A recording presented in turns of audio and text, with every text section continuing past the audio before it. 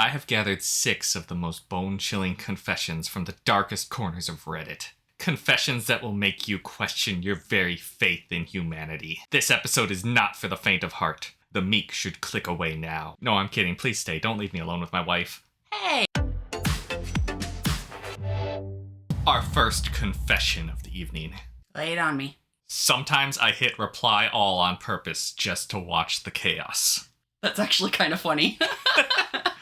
At work, whenever someone sends out a mass email that clearly should have just gone to one person, I get a little evil and hit reply all with something totally pointless like, thanks, or got it. Every time it sets off this chain reaction of at least 10 other people doing the same thing, and I sit back and watch the flood of unnecessary emails roll in. It's petty, but honestly, weirdly satisfying. Sorry, coworkers. Corporate America is so weird. Like, I don't do many emails at my work in a science laboratory. So, like, sending emails back and forth to your coworkers and checking your email, like, multiple times a day is such a weird thing to me. Uh-huh. But, yeah, I can see how that'd be really annoying, but also really funny when the rest of the office jumps in on the annoying, not necessary replies. I had this a lot when I worked at a bigger advertising agency, and there was, like, multiple offices across the country, and if you emailed the wrong list, you would email people in, like, Dallas and Detroit and Houston, and there were a few times where people would be like, hey, there's cake on the 4th floor for everyone, just so you know. And they're like, my building doesn't have a 4th floor, but I want cake. Yeah, or, like, somebody would email back, like, hey, I went to the 4th floor, and they're not actually associated with our company, and they were upset that a bunch of people are there looking for cake. That's really funny. So, this is absolutely the type of chaos you get. Yeah.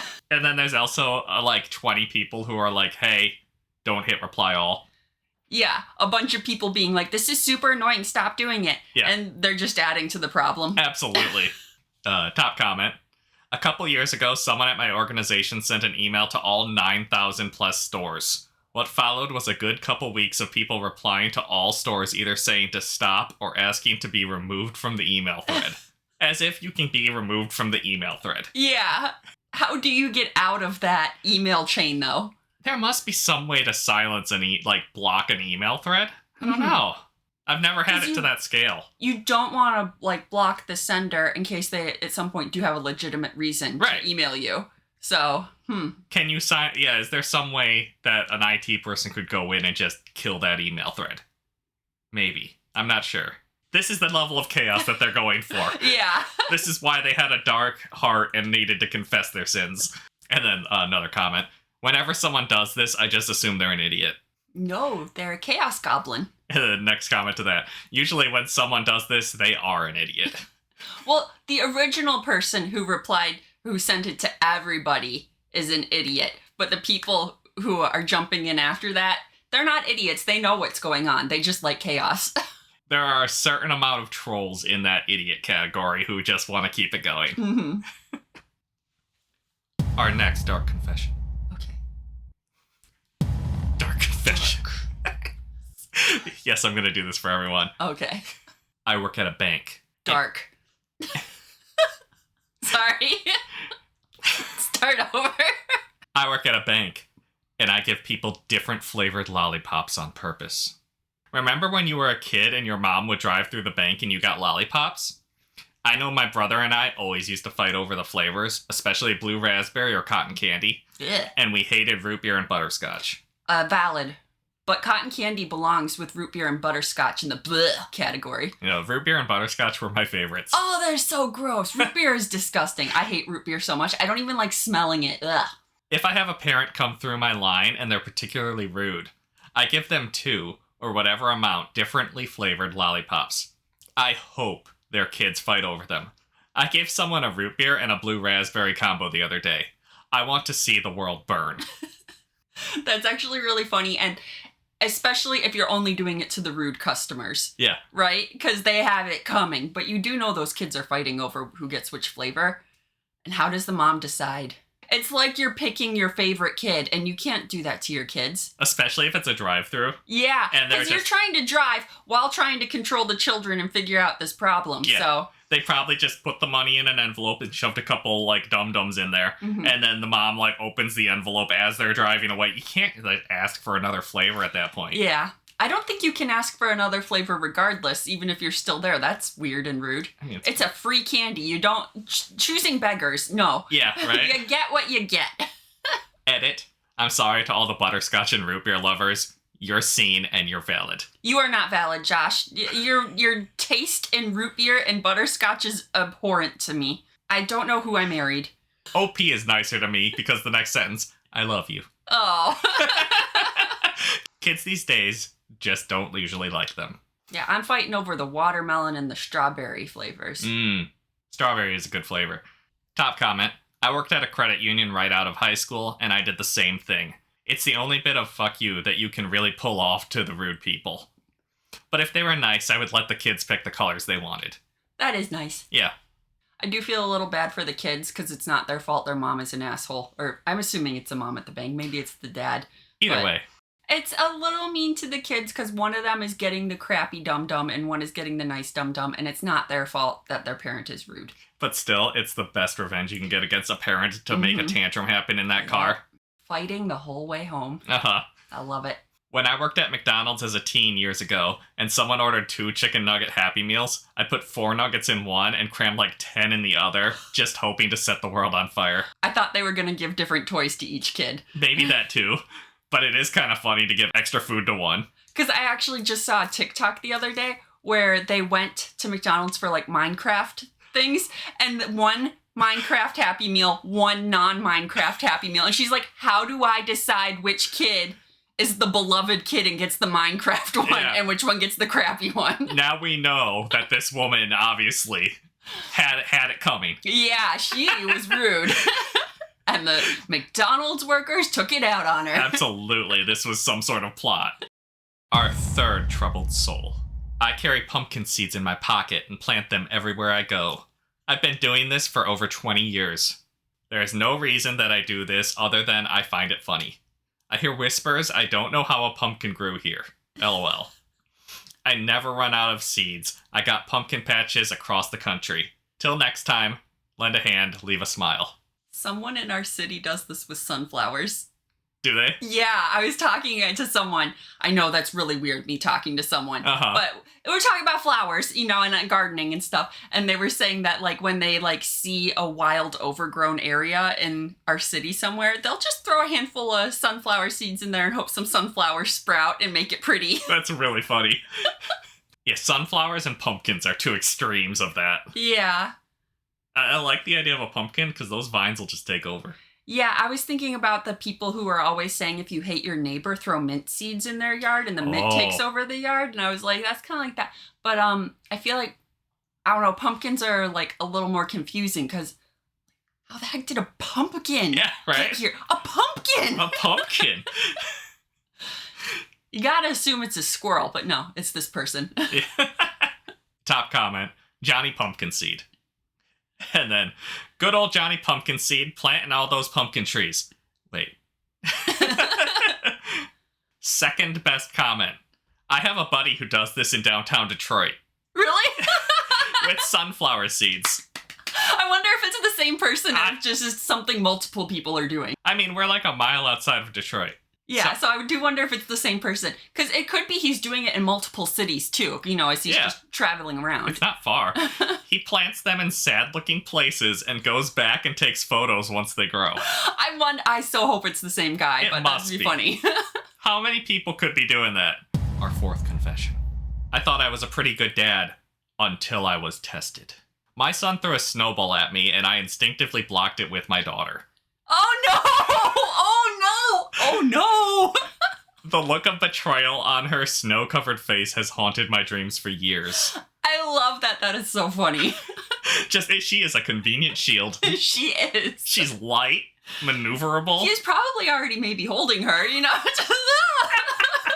Reflexes. He couldn't help it. Top comment. I once held the elevator door open with the infant car seat containing our sleeping infant son. Not appreciated by his mom. Ooh.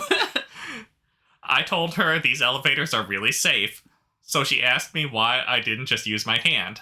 There's no right answer to that question. His hand was full of the car seat. Well, the other hand. You don't know what else he was carrying. That mom has seen Resident Evil. Yeah. I was like, I did this with our pram a few weeks back with our then 4-month-old daughter asleep after having a crying fit. My husband was very unhappy and asked what was wrong with me shoving the pram between the doors when I could have just waited 2 minutes for it to come back. Impatient. No idea what made me do that. We weren't in a rush or anything. I like the level of parenting where you're just like, this is a tool now. Yes. I forget that it's holding your child and... Yeah. At least these people have the excuse of it being like a carrier or a stroller, whereas that dad's just like, nope. Holding up a toddler. It's just a toddler, yeah. A lot of parents are commiserating with this person. Once I forgot my daughter was sitting in the trolley, shopping cart, and I threw a can in it, and it smacked her square in the forehead, leaving behind a huge bump and a supermarket filled with disgusted eyes on me. Oh, no, because you know that kid screamed. Right? He whipped a can into their head. These are definitely things that every parent does. Yeah. Confession 5. I gaslit my college library out of late fees by returning my own books. Back in college, one semester I took out several books for a big research project. This was back when internet research was not admissible, and you needed to properly cite all your sources. School and life got away from me, and I forgot about them for a while. That was until the end of the semester when I got a late library dues bill in the mail. I think the fees were 25 cents per book per day, if not more. That would add up. And I had at least 10 books over a month late.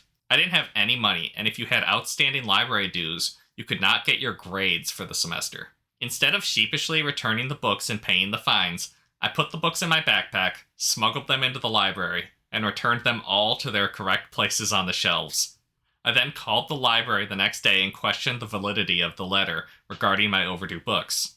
The librarian left me on hold for a few minutes and returned to the phone apologizing to me that it seemed the books had in fact been returned. Library dues were erased and they didn't hold back my transcript. That's diabolical, but really smart. Yeah. But I hope nobody got, fired over this. I doubt it, right? It's just like they forgot. I've had that happen legitimately before where I got a late fee and I go in and find it on the shelf. Yeah. So, I don't know, it's just... Yeah, I've had that happen. I'm like, I definitely returned that 3 days ago when it was due. So I can't imagine that it's that big of a deal. Just at most that some librarian got a reminder being like, hey guys, let's make sure we're scanning the books.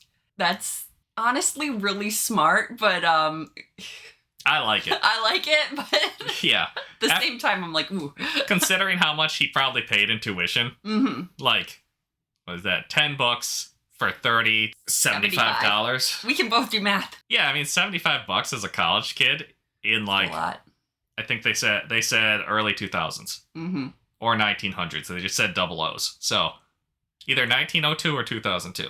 I bet it was the 2000s. We have no proof. Still, $75, that's a lot. I worked at a university library, but yeah, the fear was real. Even our staff, including management, thought this out loud. People pay thousands in tuition. What's the point of twisting a knife over $1.24? But I do also get why they have late fees, because you don't want people to just keep the book and never return it. Especially back before you could use internet to cite your sources. Other students need those books. Yeah. And then another librarian chimes in. As someone who works in a public library, this is not uncommon. We know. We don't leave it much thought other than chuckle and gossip during break. But those who do it on routine and then berate and yell at us for hiding the books and extorting money from us is not cool. Yeah, that's not cool if you're doing it all the time and yelling at the librarians about it to cover your tracks. That's not cool. Yeah, but I bet the librarians don't actually care. Our library doesn't even charge late fees anymore. A lot of them don't after pandemic. Yeah. Yeah. I like it. They just want the books back. Yeah, eventually. Yeah. But please don't keep it 6 months. Yeah, that's extreme. You're not going to read it. Just bring it back. Yeah. Now, our final confession. Why does this feel dark? Why is that your... Why do I keep doing this? This is darkness. Yes. The power. You're grasping power for yourself. Final confession. You are a villain. Yes, villainous confession. Neighbor tried to get my mom fined over our shed, so I got his $40K pool filled in. This one's actually a little diabolical. That seems like a massive overreaction. Well, Like he's like, I shall deliver your sins upon you sevenfold. A fine over a shed versus like probably hundreds of dollars to fix whatever he did to the pool. $40,000. $40,000. Yeah, Where did it say 40,000? I got his $40,000 pool filled in. Okay, the pool cost $40,000, but is it going to cost $40,000 to repair the pool? No, they filled it in. It's gone. Oh, like cement filled it in? No, like gone? dirt. Like they had to Okay. remove the pool. Let me read it. Okay, I was like, because if the pool's still there and just full of dirt, you just shovel the dirt back out, but I don't think that's how they fill in a pool. okay. Well, let me just read it. I live with my mom. She's quiet, keeps to herself, never bothers anyone. A few months ago, our new neighbor decided to report her to the city for having an illegal shed in the backyard. It was total BS. The shed's been there for years and has full permits. An inspector came out, checked everything, and left without saying a word. But the neighbor? Smug. Proud. Thought he'd scared us. So I did a little digging. Turns out his brand new pool was way too close to the property line and illegally built over a utility easement. Ooh. I reported him, attached photos, quoted city codes. 2 weeks later, the city ordered him to either move it, impossible, or fill it in. He lost the whole thing, $40,000 down the drain, literally. Ooh. Yeah, don't go reporting other people if you're not absolutely sure everything on your property Oh, yeah. is up to code and everything. The most petty neighbor fights will escalate. Yeah. And he should know that. He threw the first stone. Uh-huh. Now he gets to look at our completely legal shed every day, while standing over a pile of dirt where his pool used to be. Mom sleeps great now. That neighbor is so mad. You better watch out. Right? Hey, like, install cameras just to be safe, probably. I mean, you never know who your neighbor is. He could be a complete psychopath. So install cameras on your property just to make sure he doesn't retaliate. Uh-huh. Maybe they reported it anonymously. There's no proof of that. I bet he knows. Yeah. He's very smug about reporting their shed, so I bet he knows. Oh, yeah, I would know. Yeah, the people that I tried to get in trouble, it's probably them. Mm-hmm. Top comment. Put a kiddie pool next to the shed. Another comment. Your neighbor paid $40K for a pool with no permits, then called the city inspectors to come to your backyard. Okay, that might not be on him.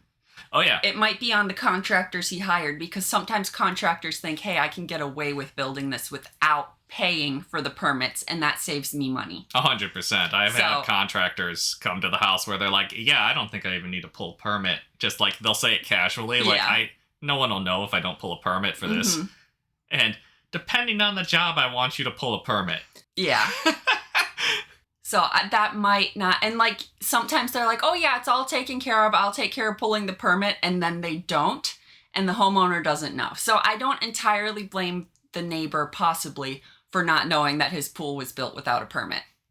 He could have been told it was all taken care of. You feel a little better getting the confessions off of your chest, internet? Your darkness exposed, raw for all to see. I don't know how to close out this video. We'll see you next time. Bye. Goodbye.